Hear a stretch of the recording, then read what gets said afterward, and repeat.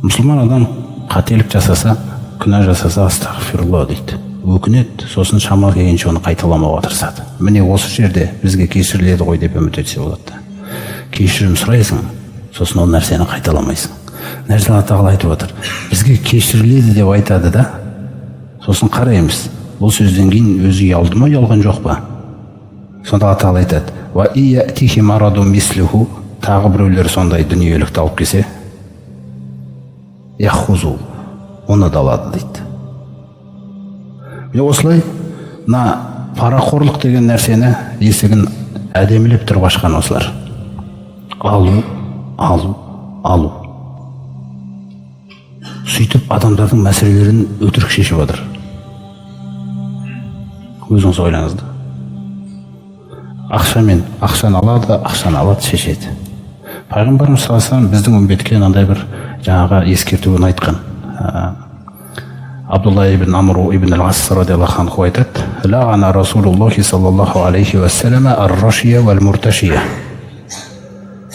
Аллахтың елшісі пара берушіні де, пара алушыны да лағнеттеген дейді.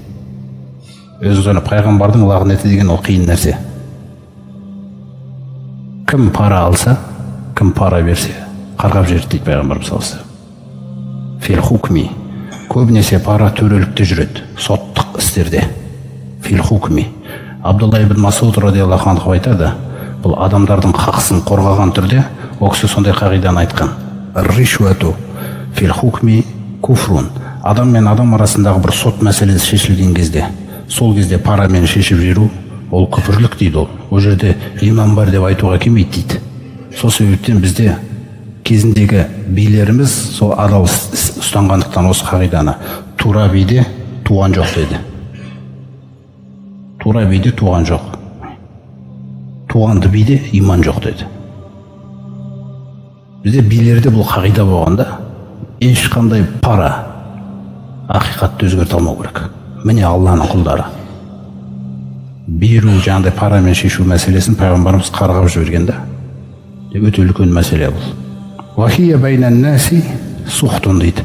Ал енді адамдардың өз арасында бір-біріне пара беру деген нәрселер, ақшасын алу деген, ол харам дейді, таза. Міне соқтан Алла тағала осы парақорлық деген мәселені Құранда аккалуна лис-сухти деп жақтырмай сондай дәрежеде айтады. Мысалы, пара жаңағы жеп жүргендер демейді, параны жей беретіндер деп айтып отырды. Аккалуна, қараңыз, жебірлер, жемқорлар деген сөзден шыққан күллісі. Харам жегендер дейді. Міне қараңыз. Вассаммағуна лил-казиби, өтіріктерді ести беретіндер, неше түрлі бүліктерді шығару үшін соны естіп, не деп жатыр деп, мына жаққа жеткізіп, өтірік десе, өтіріктің бәрін солар естиді дейді құлақпен.